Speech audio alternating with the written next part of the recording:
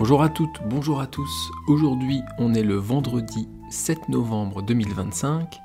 Je vous souhaite la bienvenue dans le français c'est facile avec Adrien. Et aujourd'hui, comme je vous l'avais dit hier, on va on va étudier une nouvelle fable de La Fontaine. Cette fable, elle n'est pas très connue et elle s'appelle Le renard et les raisins. Alors, on va faire comme d'habitude. Je vais vous lire la fable doucement. Elle n'est pas très longue. Elle n'a que 8 lignes. Donc ça va être assez rapide, je pense.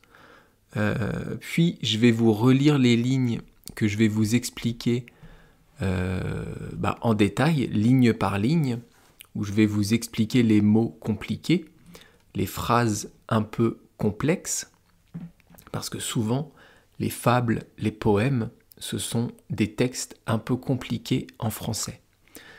Et enfin, je vous lirai la fable à vitesse normale, puis une version simplifiée, une version plus courte, plus facile à comprendre, que j'ai créée pour vous. Et on commence tout de suite avec donc la lecture lente. J'allais dire douce, mais c'est lente. La lecture lente de la fable. Le renard et les raisins par Jean de La Fontaine. Certains renards gascons, d'autres disent normands, mourant presque de faim, vit au haut d'une treille des raisins mûrs apparemment et couverts d'une peau vermeille. Le galant en eût fait volontiers un repas. Mais comme il n'y pouvait atteindre, « Ils sont trop verts, dit-il, et bons pour des goujats. » Fit-il pas mieux que de se plaindre? Et là, c'est fini. Vous voyez, c'est très rapide. Il n'y a que 8 lignes. 8 lignes. Donc c'est une histoire courte, mais qui est quand même compliqué à comprendre. Dans cette histoire, on va retrouver un renard et des raisins. Regardez l'image du podcast que j'ai créé pour vous. Vous avez un renard au milieu, c'est l'animal orange et blanc, un animal de la forêt. Et au-dessus de lui, on va retrouver des grappes de raisins. Le raisin, ça peut être vert, ça peut être plutôt noir ou bien rouge, et ça pousse sur la vigne. Le raisin, on peut le manger comme ça s'appelle du raisin de table. On peut aussi en faire du vin. En France, on a beaucoup de vignes et beaucoup donc de vins différents, de cépages différents, on dit. Alors, on commence la fable. La première ligne, c'est « Certains renards gascons, d'autres disent normands ». Comme d'habitude, si vous voulez retrouver la fable, vous pouvez la retrouver sur Internet, bien sûr. Vous pouvez aussi aller sur mon site Patreon, vous abonner, et comme ça, vous aurez accès à la fable et surtout aux transcriptions des podcasts à l'écrit, et vous pourrez écouter des livres audio. Bien, maintenant que j'ai dit ça, on commente, je vous explique la première ligne. Certains renards gascons. Certains, ça veut dire un renard. Ça peut être n'importe lequel. Et gascon, c'est quoi? Alors, le pays gascon, c'est une ancienne région de France. Et c'est tout près de là où je vis. C'est dans le sud-ouest de la France. C'est juste au-dessus du Pays Basque, pour ceux qui connaissent. Et donc La Fontaine dit que le renard pourrait venir d'ici, de ce pays gascon. Pourquoi gascon? Parce que les gens qui vivent au pays gascon, donc une ancienne région en France, sont réputés pour être très fiers, être vaniteux, être même trop fiers. Et on va voir pourquoi ça a de l'importance après dans la fable. On retourne à la première ligne. Donc certains renards gascons, ça je vous ai expliqué, d'autres disent normands. D'autres, c'est d'autres personnes pourraient penser que le renard vient de Normandie.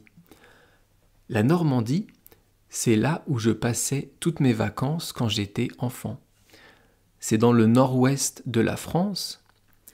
Et pourquoi La Fontaine dit que le renard pourrait être normand? Parce que en Normandie, on dit que les gens sont indécis, qu'ils ne savent pas prendre une décision. C'est peut-être oui, peut-être non. D'ailleurs, on dit peut-être ben que oui, peut-être ben que non. Donc, ça aussi, ça va avoir une importance dans la fable. Le renard, donc, est soit gascon et donc très fier, trop fier, soit normand et donc indécis. Il ne sait pas choisir. On continue avec la ligne 2. Mourant presque de faim, vit au haut d'une treille. Alors, mourant presque de faim, mourant, c'est le participe présent du verbe mourir. Donc c'est le renard qui est en train de quasiment mourir de faim. Donc il a très faim. Il n'a plus de force. Il a envie de manger. Il pourrait manger n'importe quoi. Et après, on a vit au haut d'une treille. Vit, donc c'est V-I-T, c'est le passé simple du verbe voir. Et en haut d'une treille, une treille c'est quoi? La treille, c'est la structure métallique ou en bois qui va être créée par l'homme pour soutenir la vigne, pour soutenir les raisins. Donc le renard, il voit accroché à une treille quelque chose. Il va voir des raisins. Et ça, c'est la ligne 3. Et donc ligne 3, des raisins mûrs apparemment. Donc je vous répète, le renard, il a faim et il voit en hauteur des raisins qui sont mûrs. Mûrs, ça veut dire quoi? Ça veut dire qu'on peut les manger. Des raisins pas mûrs, ce n'est pas bon à manger. Mais des raisins, des fruits mûrs, c'est le moment où il faut les manger. Les raisins mûrs, c'est à l'automne. Ça doit être en septembre, peut-être fin août, mais on peut penser que cette histoire se passe en septembre, puisque les raisins sont mûrs. Ligne 4. Et couvert d'une peau vermeille. Donc ici, on a le mot couvert, ça veut dire en fait recouvert. Et qu'est-ce qui est recouvert? Ce sont les raisins. Recouvert de quoi? D'une peau vermeille. La peau du raisin, c'est l'enveloppe extérieure, ce qu'il y a à l'extérieur. Et vermeil, c'est une couleur.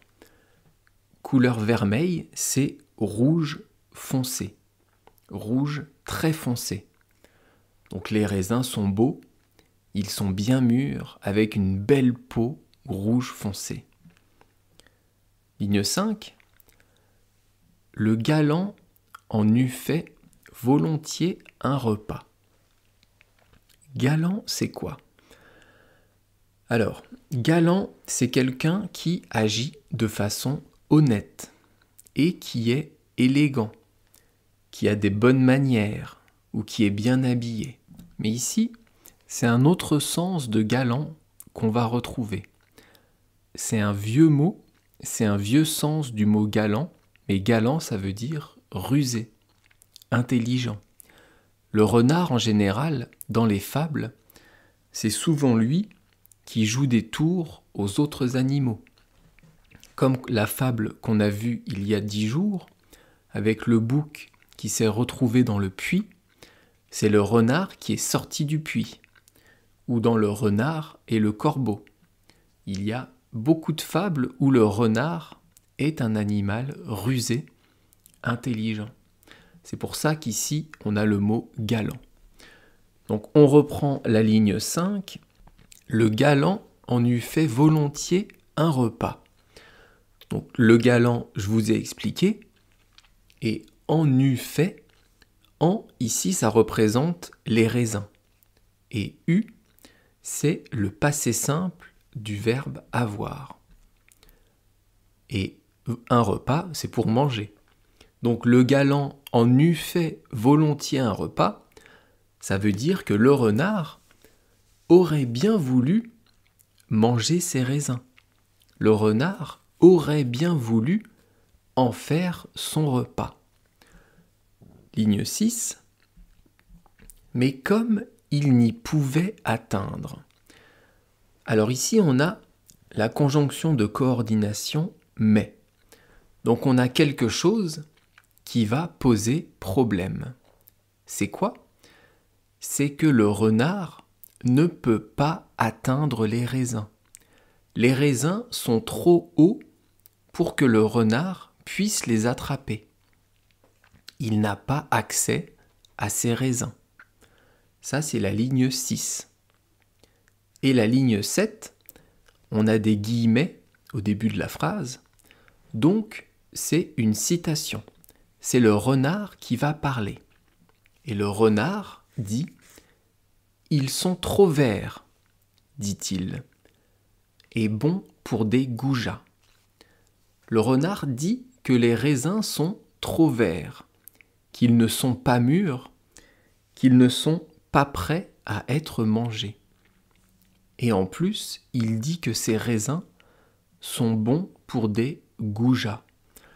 Un goujat, aujourd'hui, c'est quelqu'un qui va se comporter d'une manière pas méchante, mais d'une manière mauvaise avec les femmes. Quelqu'un qui n'a pas de galanterie. C'est l'opposé de galant. Goujat, galant. Mais ici, goujat, ça veut dire esclave, ça veut dire valet. Donc le renard, qui est quelqu'un de galant, dit que les raisins ne sont bons que pour les esclaves, pas pour lui, qui est trop haut dans la société des animaux. Et dernière ligne, ligne 8, fit-il pas mieux que de se plaindre? Ici, il manque le mot « ne » au début de la phrase, mais La Fontaine, l'auteur, l'a enlevé exprès pour garder la musique de la fable, pour garder le même nombre de syllabes dans la fable que avant. Donc en fait, la vraie phrase ici, c'est « Ne fit-il pas mieux que de se plaindre ?» Ça veut dire « N'avait-il pas mieux à faire que de se plaindre ?» Sous-entendu, il aurait mieux fait d'essayer d'attraper les raisins, peut-être en grimpant, en cherchant un ami renard pour l'aider, plutôt que de rejeter la situation et de critiquer les raisins. Comme le renard a vu qu'il ne peut pas attraper les raisins, au lieu d'essayer, au lieu de réfléchir, eh bien, il va rejeter les raisins. Il va dire « Eh non, ils ne sont pas bons, ils sont trop verts, ils ne sont pas pour moi. » Donc, en fait, ici, la morale, c'est quoi? La morale, c'est que quand on est dans le déni, quand on ne veut pas voir la réalité, eh bien on va fuir, on va éviter pour ne pas se retrouver dans une situation désagréable. Et c'est aussi, en fait, on va critiquer souvent ce qu'on ne peut pas obtenir. Et on retrouve ça partout. Ici, le renard critique les raisins parce qu'il ne peut pas y avoir accès. Mais si les raisins étaient à sa hauteur, il les aurait mangés et il aurait été content. Comme les raisins sont trop hauts, il ne peut pas les atteindre, donc il va les critiquer. On retrouve ça aussi dans les relations amoureuses. Je suis sûr que vous ou quelqu'un que vous connaissez a déjà voulu sortir avec une autre personne. Cette personne a dit non, l'a rejeté, et donc votre ami ou vous avez dit « Oui, mais de toute façon, elle ou il n'est pas bien pour moi, de toute façon, il est trop prétentieux, etc., etc. » On va trouver des défauts à la personne avec qui on voulait sortir. On critique souvent ce qu'on ne peut pas obtenir. Comme vous n'avez pas pu être en couple avec cette personne, vous allez la critiquer. C'est ça la morale de cette histoire. C'est ça la morale de cette fable. Est-ce que vous avez mieux compris avec mes explications ? J'espère que oui. Je vais vous relire la fable à vitesse normale, comme si je la lisais à des Français. Et ensuite, je vais vous lire la version simplifiée, la version plus facile que j'ai créée pour vous qui apprenez le français. Alors, on y va. Le renard et les raisins, par Jean de La Fontaine.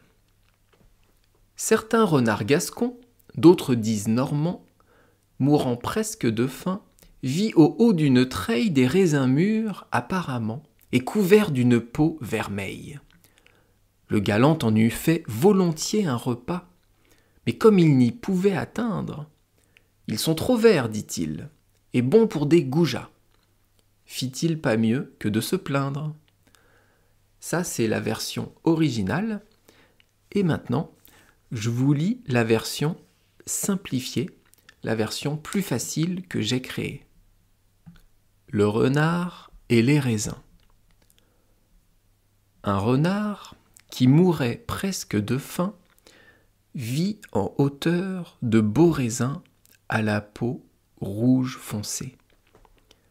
L'animal aurait bien voulu en faire son repas, mais comme il ne pouvait pas atteindre les fruits, « Ils sont trop verts, dit-il, et bons pour les esclaves. » N'avait-il pas mieux à faire que de critiquer les raisins ?